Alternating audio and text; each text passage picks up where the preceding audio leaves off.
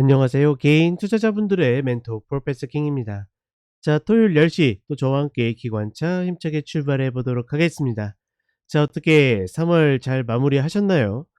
시장 전반적으로 지수는 굉장히 높은 위치에 있는데 상대적으로 종목들의 위치는 글쎄요. 좀 천차만별인 그런 모습들이 있죠. 그렇다 보니까 너무 지수에 비해서 내 계좌를 평가하진 않았으면 좋겠다. 저는 그렇게 생각을 하고 저희 카페에 이제 4월 신규 가족 오픈했으니까 안내 살펴보시면 되겠고, 최근에 공개 전략과 그다음에 공개 종목들 계속 올라오고 있으니까 오셔 가지고 또 좋은 정보 많이 얻어 가셨으면 좋겠습니다. 자, 그리고 이제 저희 어느덧 오픈한 지 이제 반년이 넘어가는데 4월 말쯤에는 또 새로운 저희 차기사 2.0 프로젝트가 나오게 되니까 또 그 부분도 기대해 주시길 바라겠습니다. 자, 일단 1 분기가 이렇게 마무리가 됐는데 쪼금 이제 변수가 생겼죠. 뭐냐면 저는 이제 올해의 흐름을 상저하고로 봤습니다. 1 월까지는 그랬어요. 그쵸? 1 월에는 계속 이제 1월 첫날 첫 영업일 날만 오르고 계속 쭉 하락을 하면서 이 예측이 맞는 듯한 그런 모습을 딱 보여줬는데, 갑자기 이제 갑작스럽게 외국인들이 프로그램 비차익으로 막 밀고 들어오고, 그걸 알고서 선물로 막 땡기고 이러다 보니까 다시 그러니까 올해 박스의 상단으로 봤었던, 그러니까 상단이라고 못 넘어간다라는 게 아니에요. 그 우리 환율 볼 때 계속 이야기 드리죠. 그 위로는 슈팅이라는 개념이지 거기가 저항 끝이다라는 이야기는 아닙니다. 그거는 반드시 인지하셔야 되고, 그 자리가 이제 2607이었는데 고개를 이제 훌쩍 넘어서서 움직이는 모습들을 보여주고 있는데, 중요한 거는 아직까지 외국인들 프로그램 비차익이 멈출 어떤 여지나 아니면 기색을 보이지 않는다라는 거. 그렇다 보니까 외국인들의 이러한 저PBR주, 그 이른바 저는 이른바라고 하고 싶습니다. 진짜 저PBR주가 막 테마를 해서가 아니라 쟤네들이 정말 몇 년 만에 한 번씩 오는, 본인들이 많이 갖고 있는 종목들을 땡겨서 레벨업 시키는 뭐 그런 작업 정도이기 때문에, 어찌 됐거나 그런 흐름들이 아직까지 끝이라고는 보이지 않는다. 그렇다 보니까 이 프로그램 매수가 상저하고를 상고하저로 저의 패턴으로 좀 바꾸지 않겠는가, 뭐 이런 부분들이 있고, 지금과 같은 패턴으로 가게 되면 잘 안 움직이다가 여름이 지나면서부터 좀 다시 밀려내리지 않을까. 저는 올해 흐름에서 2607 자리를 아직까지 안 깰 거라고는 생각하지 않기 때문에, 그런 자리는 반드시 올 가능성이 높기 때문에 지금 구간에서 계속 강조하는 것이, 코스피를 뭐 지금에 와서 더 올라간다고 해서 쫓아가지 마시라. 재밌는 거는 SK하이닉스랑 삼성전자가 또다시 이제 연고점을 갱신했죠. 갱신을 하는 흐름이다 보니까 어떻게 됩니까? 지수가 고점을 갱신합니까? 아니에요. 대신 지수는 어떻게 은행주를 조정시키면서 누르는 모습을 보여주고 있죠. 이게 전형적인 우리나라 장세의 특징이기 때문에 아직까지도 저는 2782 이 마디를 넘기 어렵다라고 보고 있고, 여기 지금 이제 3월 들어서 우리 개인 투자분들이 가장 많이 매수한 종목들 중에 인버스가 있어요. 인버스 고퍼스들이 있는데, 저는 계속 강조해 드리지만 개인 투자자분들, 그러니까 자산이 너무 많아 가지고 해지를 걸어야 되는 분들이 아니라고 그러면 저런 뒤집는 것들 하지 마시라라고 이야기를 드려요. 그 대표적으로 미국장 가면 굉장히 투자 잘하고 하실 것 같죠. 근데 미국장 가 가지고 매매 잘하시다가 어디서 말려드냐면 인버스 고퍼스 이런 거 잘못 타 가지고, SQQQ 이런 거 잘못 타 가지고 그래서 말려드는 경우들이 굉장히 많습니다. 왜냐하면 내가 갖고 있는 종목 팔았더니 딱히 매수할 건 보이지 않고, 그렇다고 종목 공부 열심히 해 가지고 정말 소형주나 막 이런 광범위하게 내가 매매를 할 수 있는 것도 아니고 몇몇 종목들을 가지고만 하다 보니까 근데 굉장히 많이 올라왔어. 누가 봐도 조정받을 것 같아. 그러니깐 잘하다가 그런 SQQQ 이런 거에 한번 물리기 시작하면 답 없는 경우들이 굉장히 많아지는데, 기본적으로 매수 플레이어는 매수만 보고 가야 되기 때문에, 그러니까 내가 인버스나 고퍼스를 들어가는 순간부터 종목을 매수 관점으로 안 보게 되는 거죠. 매수 관점으로 안 보니까 어떻게 됩니까? 당연히 갖고 있는 종목들도 팔게 되고 제 물리게 되면 제 쪽으로 다 넘어가게 되어 있습니다. 그러니 가급적이면 안 하셨으면 좋겠는데 그래도 한다라고 그러면 저는 코스피가 2,782를 넘어가거나 그 근처에 오게 되면 그 자리부터는 물려도 되지 않을까. 적어도 빠져나올 그럴 가능성은 보여주지 않을까. 이렇게 판단을 합니다. 그렇다 보니까 말 그대로 예상치 못했었던 이 외국인들 프로그램 매수가 들어오면서 혹시나 우리 시장의 어떤 구조를 상저하고 해서 상고하저의 패턴으로 바꾸지 않겠는가라고 생각을 하고 있고, 그러니까 이거는 뭐 시나리오적인 것이니까 우리가 뭐 크게 고민할 필요는 없다라고 보고 있고, 재밌는 거는 작년하고 지금하고 위치는 다른데 작년에도 이와 비슷한 일들이 있었습니다. 수급적으로. 뭐였죠? 2차 전지라는 우리 시장에 대형 테마가 생기면서 수급에 막 물밀듯이 들러왔죠. 그러다 보니까 얘네들 원래는 이거 맞고 이렇게 떨어져 가지고 끝나거나 아니면 여기서 왔다 갔다 했어야 되는데 어떻게 됩니까? 이 제가 작년에 그 제가 이야기 드린 박스는 이 박스였죠. 요렇게 이 박스였는데 어떻게 됩니까? 예, 이차전지가 나오면서 이 박스가 깨지 않고 요 위에서 이렇게 움직였다가 결국 막판에 떨어졌어요. 그쵸? 근데 올해의 흐름에서도 마찬가지로 올해는 박스가 이것보다 레벨업 됐다고 그랬죠. 레벨업 된 상태에서 예, 이 흐름이 나온다라고 그러면 여기 중심값을 어떻게 합니까? 이제는 똑같이 올라타 가지고 또 얘도 이렇게 움직이게 생겼다라는 이야기입니다. 그리고 만약에 넘어간다 하더라도 다시 내려올 가능성이 높고, 그렇다 보니 작년에 내가 이 부근쯤에 어떤 매매를 했는지 한번 돌아보는 것도 괜찮지 않을까. 그러니까 재밌는 현상인 거예요. 왜냐하면 제가 보통 이런 식으로 올라오게 되면 이때도 마찬가지였지만 이때도 현금 갖고 있는 시간이 좀 길었거든요. 근데 지금은 뭐라 그럽니까? 코스피는 그냥 건들지 말고 현금 확보하라가 아니라 그나마 코스닥을 매매하라고 계속 이야기 드리지 않습니까? 그러니 코스닥은 어떻게 계속 슬금슬금 올라오는 거죠. 좋든 나쁘든 얘네는 어찌되었거나 업종들이 조금씩 활기를 띠고 있고 순환매를 돌고 있고 종목들이 좀 진폭이 크다 뿐이지, 그러니까 격차가 좀 벌어졌다 뿐이지 아직까지 매매할 것들이 남아 있기 때문에 그나마 코스닥이 괜찮다라는 이야기를 계속 드리고 있는 겁니다. 그러니 지금 구간에서는 너무 이 현금 확보나 조정에 대한 생각보다는 저는 그냥 가급적이면 종목들 계속 순환하는 흐름들이나 아니면 내가 노리는 종목들 리바운드 흐름이나 이런 것들 노리시면서 가는 것이 인버스나 곧버스를 들어가는 것보다 조금 더 효율적이지 않겠는가, 뭐 이런 식으로 좀 판단을 해 봅니다.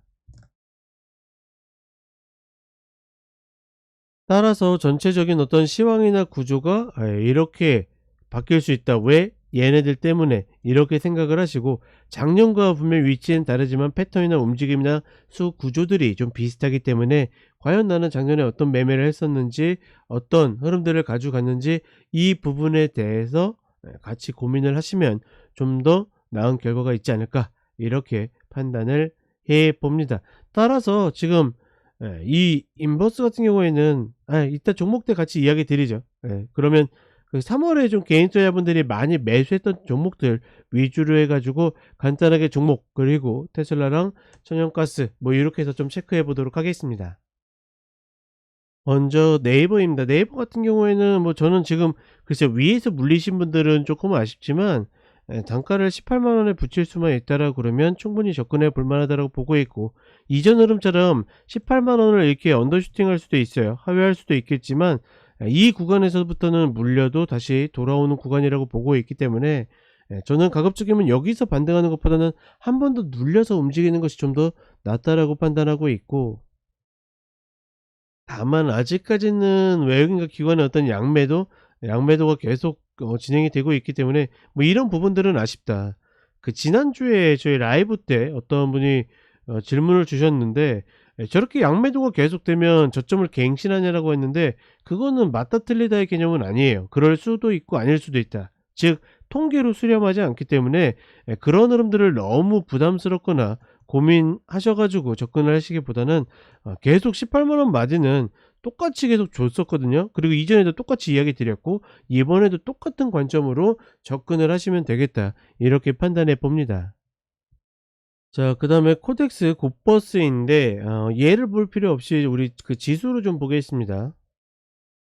예, 지수로 보게 되면 아까도 이야기 드렸던 것처럼 여전히 뭐 제 개인적인 관점으로는 이번에도 2779.40까지 찍었죠. 2782입니다.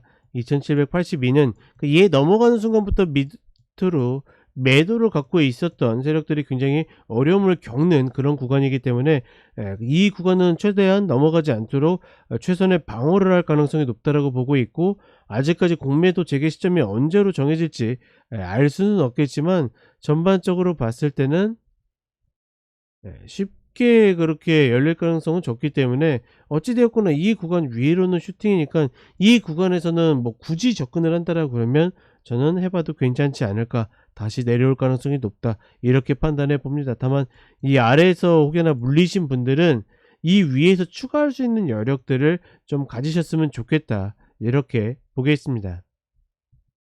자, 그다음에 포스코홀딩스입니다. 본 종목은 이렇게 질문을 하실 때마다 제가 똑같이 이야기를 드리는 것 중에 하나가 뭐냐면, 그러니까 안전은 할 겁니다. 즉 40만 원 구간에서 매수라면 내려가도 다시 올라오긴 할 거예요. 근데 문제는 뭐냐면 이 위로의 시세가 45만 원짜리 위로도 못 올라가고 있다. 저는 이제 50만 원은 온다라고 보고 있거든요. 근데 이 중간값도 안착을 못 하고 있기 때문에 사실 이걸 핑퐁한다라는 것 자체가 그렇게 쉬운 일은 아니거든요. 왜냐하면 이번에 올라왔을 때도 돌파될 가능성이 높다라고 보지, 이번에도 또 밀리겠지라고 생각보다는 아니 나름 쌍바닥 만들고 잘 가는 패턴이기 때문에 충분히 갈 수 있다라고 봤거든요. 근데도 또 밀린다라는 것은 아니나 다를까 역시나 개인들이 많이 몰리게 되면 시세를 보내주지 않는다라는 그런 어떻게 보면 명제 아닌 명제를 또 증명해 주는 것 같아서 씁쓸하긴 한데, 어찌 됐거나 내가 물려도 배쨘다라는 개념으로는 포스코홀딩스 40만 원은 문제 없다라고 봅니다. 다만 그게 과연 좋은 매매일까에 대해서는 좀 고민해 볼 필요가 있지 않겠는가. 저는 완벽하게 개인의 성향의 문제가 아닐까 이렇게 판단을 해 봅니다. 자, 그다음에 에코프로입니다. 에코프로 같은 경우에는 이제 내달 10 일, 그 4월 10일 날부터 뭐 거래 정지가 그렇죠.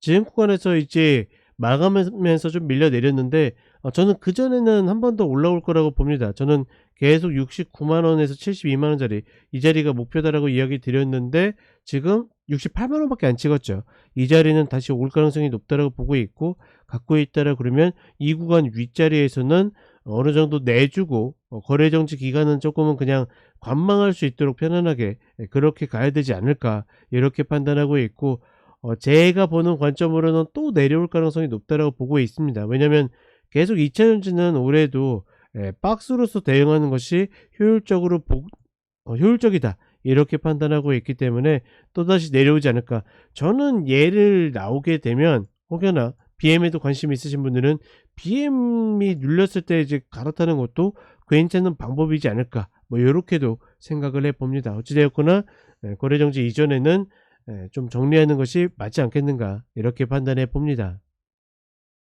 자, 그다음에 JYP입니다. JYP 같은 경우에는 여전히 외국인들의 매도세가 뭐 만만치 않죠. 계속 퍼붓고 있고, 그나마 기관들이 최근에 들어오면서 좀 고개를 드는 모습들이 있는데, 저는 뭐 7만 원짜리에서 추세 전환, 지난 라이브 방송 때도 질문 주셔 가지고 이야기 드렸죠.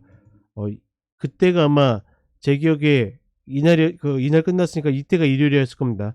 추세 전환 만들면 매수해도 된다. 그쵸? 바로 만들어서 매수 들어가면 되고, 저희도 참고로 갖고 있습니다. 저희는 68,000원에 갖고 있는데 어찌 되었거나 이 구간에서 들어가는 것은 불이가 안 된다 이렇게 판단을 하고 있고, 일봉상으로 봤을 때 본 종목은 일단은 8만 원짜리, 그다음에 9만 원짜리, 이 89,000원 이 구간에 갭을 만들어 놨거든요.